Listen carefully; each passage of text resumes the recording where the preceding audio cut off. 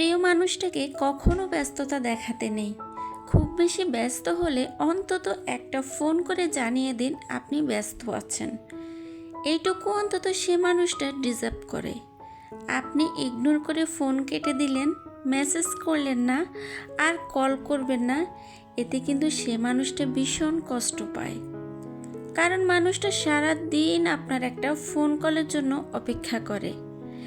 একটা কথা মাথায় রাখবেন, প্রিয় মানুষের সঙ্গে ব্যস্ততা শব্দটা আসলে যায় না। হ্যালো এভরিওয়ান, আসসালামু আলাইকুম। মিহি মাম্মাস লাইফস্টাইল থেকে আমি মিম নতুন আরেকটি ভিডিও নিয়ে চলে এসেছি। কাছে এবং দূরে যে যেখান থেকে আমার আজকের ভিডিওটি দেখছেন, আশা করছি সবাই পরিবার পরিজন নিয়ে ভালো আছেন, সুস্থ আছেন। আলহামদুলিল্লাহ, আমরাও ভালো আছি। সবার সুস্থতা কামনায় আমার আজকের ভিডিওটি শুরু করছি।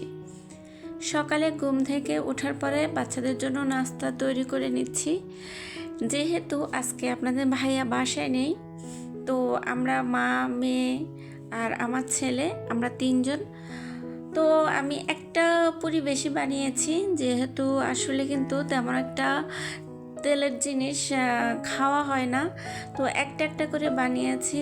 আর ব্যাস মোটামুটি একটা করে হলেই হয়ে যাবে। তিনজনের জন্য তিনটা, একটা বাড়তি রেখেছি। যাই হোক, তো তেলগুলো কিন্তু অনেক থেকে গেছে, সেগুলোকে একটু ছেঁকে নিয়েছি। আর এই তো খাওয়ার পরে থালা বাসনগুলো ধুয়ে নিচ্ছি। তারপরে চুলার মধ্যে ডাল ভাত বসিয়ে দিয়ে ধীরে ধীরে বাকি সমস্ত কাজগুলো আমি গুছিয়ে করে নেব। আর তার আগে আরেকটা কথা বলে নিই, আজকে কিন্তু আমার প্রিয়, খুব কাছের এবং কি প্রিয় কিছু আপুর কমেন্টসের উত্তর দিব। আসলে কিন্তু সবাই অনেক সুন্দর সুন্দর কমেন্টস করেন, সবাই অনেক অনেক অনুপ্রেরণা দেন, আমাকে অনেক বেশি ভালোবাসেন। আসলে এই প্ল্যাটফর্মে না আসলে আপনাদের ভালোবাসা বুঝতেই পারতাম না।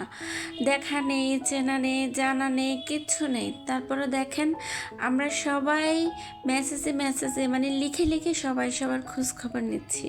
বিশ্বাস করেন, খুব ভালো লাগে, খুব ভালো লাগে। তো আজকে সেই সকল কিছু আপুদেরই কমেন্টসের উত্তর দেব, যারা আমাকে অনেক প্রশ্ন করেন। আসলে উত্তর দেব করে দেওয়া হয় না, অনেক ব্যস্ততার সময় পার করছি। যেহেতু সামনে ছেলে পরীক্ষা দিবে, মেয়েকে স্কুল দেওয়া, আবার বাসার কাজ, আরও অনেক কাজে থাকে। আমরা তো গৃহিণী, আমাদের কাজের কথা তো মোটামুটি আমরা সবাই জানি। যারা গৃহিণী তাদের কিন্তু কাজের আর অভাব থাকে না।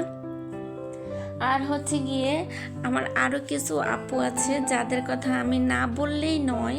তারা আমাকে অনেক অনেক বেশি সাপোর্ট এবং কি হেল্প করে। তো তাদের মধ্যে আমি কিছু আপুদের নাম বলছি।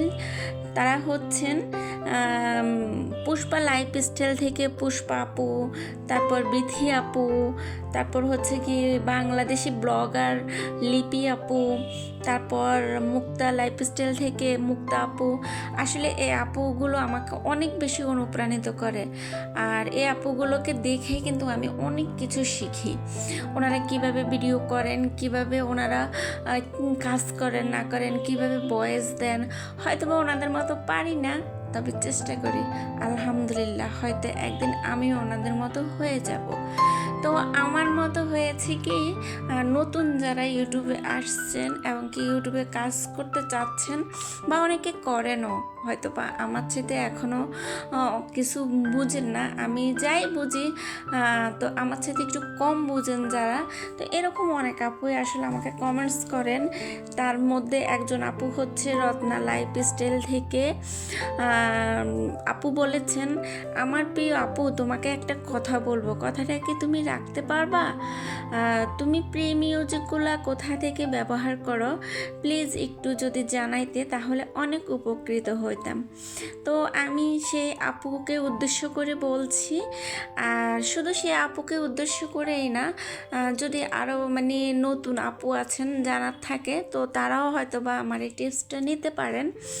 তো আসলে হচ্ছে কি, আমি এই ফ্রি মিউজিকগুলা বিটমেট থেকে নিই। সেখানে বিটমেটে গিয়ে কপিরাইট ফ্রি মিউজিক দিয়ে সার্চ দিই, তো সেখানে কিন্তু অনেকগুলো copyright no copyright free music চলে আসে। তো সেখান থেকে আমার যে মিউজিকটা ভালো লাগে আমি সেই মিউজিকটাই নিই। তবে তার আগে আরেকটা কথা বলে সাবধান করে দিচ্ছি, আপু শোনো, এই মিউজিকগুলো যখন তুমি ব্যবহার করবা তখন কিন্তু তুমি আগে অন্য একটা তোমার ইউটিউব অ্যাকাউন্টে আগে তুমি প্লে করে দেখবা কোনো কপিরাইট আসে কি না। যদি দেখো না এই মিউজিকে তোমার কোনো কপিরাইট আসে নাই, তাহলে তুমি এই মিউজিকটা ব্যবহার করতে পারবা তোমার মানে যেটা লিগেল পেজ, যেটা লিগেল চ্যানেল সেটাতে। তো আসলে এটা কি হয়েছে, অনেক ইউটিউবার ভাইয়ারা কি করেন বা আপুরা, ওনারা নো কপিরাইট দিয়ে মিউজিক আপলোড করেন, পরে যখন আমরা এটা আমাদের ব্যাকগ্রাউন্ড হিসেবে ভিডিওর ব্যাকগ্রাউন্ড হিসেবে ব্যবহার করি তখন দেখা যায় কি অনেক সময় কপিরাইট চলে আসে। আমি এরকম প্রায় আমার 2টা ভিডিওতে অলরেডি কপিরাইট খেয়ে ফেলেছি। তো এখন থেকে সে কারণে আমি একটু সচেতন হয়ে গেছি। আসলে মানুষ বলে না ডুস খাইলে উস হয়, তো আমারও সেম অবস্থা। আমি যখন 2-3বার কপিরাইট খাইছি তো তখন থেকে আমি কিন্তু একটু সচেতন হয়ে গেছি। এটাকে আমি ভালোভাবে রিসার্চ করছি যে কিভাবে করলে কপিরাইট আর খাবো না। তো আমি আসলে এভাবে পদ্ধতিটা বেছে নিয়েছি। প্রথমে আমার অন্য একটা আইডিতে আমি আপলোড করে দেখি, যখন দেখি যে না কপিরাইট আসে নাই তখন আমি এই ভিডিওটা আমার মানে যেটা লিগেল আইডি সেটাতে ছাড়ি, এই আর কি। তো হয়তো বা আশা করি বুঝছো আপু আমার কথাটা। এভাবেই কিন্তু আমি আমার কপিরাইট ফ্রি মিউজিকগুলো ব্যবহার করি। আর এই তো কথা বলতে বলতে বিছানাটাও গুছিয়ে নিয়েছি, এখন ব্যাচিং পরিষ্কার করে নিচ্ছি। আসলে আমাদের মেয়েদের সংসারে এত বেশি কাজ থাকে, সারাদিন কাজগুলো গুছিয়ে করলেও মনে হয় যেন অনেকগুলো কাজ থেকেই যায়। তো আসলে হচ্ছে কি, বাচ্চা থাকলে তারা কিন্তু ব্যাচিংগুলো বেশি ময়লা করে। বাচ্চারা সবসময় মানে বেসিংয়ে গিয়ে কাজে অকাজে সবসময় ওখানে গিয়ে হাত ধোয়, এটা ফালায় ওটা ফালায়, তো একটু ময়লা বেশি হয়। যাই হোক, আমাদের মাদের কিন্তু সচেতন থাকতে হবে, একটু পরিষ্কার থাকতে হবে, ওরা তো ময়লা করবেই, এই আর কি। আর বাকি কাজগুলো কিন্তু হাতে হাতে সেরে নিচ্ছি। তো এতক্ষণ পর্যন্ত যারা আমার ভিডিও দেখছেন কিন্তু লাইক করছেন না, প্লিজ একটা লাইক করে দিবেন। আর যারা অলরেডি কাজটা করেছেন তাদেরকে অসংখ্য অসংখ্য ধন্যবাদ। আর যারা আমার চ্যানেলটি সাবস্ক্রাইব করেছেন অলরেডি তাদেরকেও অনেক ধন্যবাদ। আর যারা এখনও চ্যানেলটি সাবস্ক্রাইব করেন নাই, প্লিজ চ্যানেলটি সাবস্ক্রাইব করে পাশে থাকবেন, তাহলে আমি নিত্য নতুন ভিডিও আপলোড করলে হয়তো বা আপনাদের কাছে নোটিফিকেশন চলে যাবে। যদি আমাকে ভালোবাসেন, এই আর কি, যদি আমাকে আপনাদের নিজের মনে করেন বা আমার প্রতি আপনাদের একটু বিন্দুমাত্র ভালোবাসা জন্মায়, তো বলবো প্লিজ চ্যানেলটিকে সাবস্ক্রাইব করে নেবেন, এই আর কি। আর আরেকটা আপুর কমেন্টস পড়ছি, সে আপুটা হচ্ছে তানজিলা আপু, MST তানজিলা আপু। আপু বলেছেন তোমার সুপার কভার কত দিয়ে নিয়েছো? তো আপু আসলে আমার সুপার কভারটা আমি কিন্তু প্রায় 3 বছর হয়েছে নিয়েছি, 3 বছর 2.5 বছর এরকম হবে সুপার কভারটা নিয়েছিলাম। তা আমরা আসলে 2টা সেট অর্ডার করছি, একটা আমার ভাইয়ের জন্য একটা আমার জন্য, সাথে আমরা আমার টেবিল কভারগুলো অর্ডার করেছিলাম। তো সেক্ষেত্রে আমাদের কাছ থেকে ওই আপুটা একটু কম রেখেছিলেন। তারপরও বলবো আমার মনে হয় যে 3,500 টাকা পড়েছে সোফার কাভারগুলোর সাথে। এখানে 5 to 1, তারপরে হচ্ছে গিয়ে 6টা কুশন কাভার আর একটা টি টেবিলের কাভার সহ, এই তো এই সব মিলিয়ে 3,500 টাকা পড়েছে, এ আর কি। যাই হোক, আচ্ছা, আপনাদের ভাইয়া কালকে চাল নিয়ে এসেছিল, তো চালগুলো কিন্তু আসলে ভরা হয় নাই, এখন ভরে নিয়েছি। আর চালের মধ্যে আমি যে রসুন আর শুকনো মরিচ দিয়েছি। তো আমার আরেকটা ভিডিওতে একদিন একটা আপু জানতে চেয়েছিলেন যে এগুলো কেন দিই। আসলে এগুলো দিলে আপু কি হয়, আর কোনো পোকা পড়ে না, যে কেরি জাতীয় একটা লাল লাল ছোট ছোট পোকা পড়ে ওগুলো কিন্তু আর পড়ে না, চালও নষ্ট হয় না, অনেক দিন যাবত থাকে। যেহেতু আপনাদের ভাইয়া 1 বস্তা চাউল নিয়ে আসে 50 কেজির, তো আমাদের দেখা যায় কি 1.5-2 মাসও চলে যায়। আর এতদিন থাকলে কি হয়, চালগুলো নষ্ট হয়ে যাওয়ার সম্ভাবনা থাকে। সে কারণে আমি কি করি, চালগুলোকে এভাবে ড্রামের মধ্যে রাখি, 3-4টা ড্রামের মধ্যে ঢুকিয়ে, আর এভাবে রসুন আর শুকনো মরিচ দিয়ে তারপর আর উপর দিয়ে ঢেকে ঢাকনা দিয়ে রাখে। এতে করে প্রায় 1 বছর থাকলেও কিন্তু আপনার চাল একদমই নষ্ট হবে না। এই টিপসটা সবাই ফলো করে দেখবেন, অনেক অনেক বেশি কার্যকরী। আমি তো মানে এটা আমার আম্মার কাছ থেকে শেখা। যখন হচ্ছে কি আমাদের মানে খেতে ধান করতো, তো প্রায় 40-50 মনের মতো ধান হইতো। তো আম্মা এগুলোকে কি করতো, 2 ভাগ করতো। একগুলোকে মানে ভাঙ্গাই কুড়াসহ যেটাকে বলে আর কি, ওই কুড়াসহ ধান একটা মিটকি টাইপের বলে, ওগুলোর মধ্যে আম্মা রেখে দিত। আর আমি জানি না অন্য জায়গায় কি বলে, অনেক বড় ওগুলা মোটকা বলে আর কি, ওগুলাতে আম্মা রাখতো। আর কিছু এরকম ড্রামের মধ্যে আমার প্রায় 10-12টা ড্রামের মধ্যে রাখতেন এভাবে মরিচ আর রসুন দিয়ে।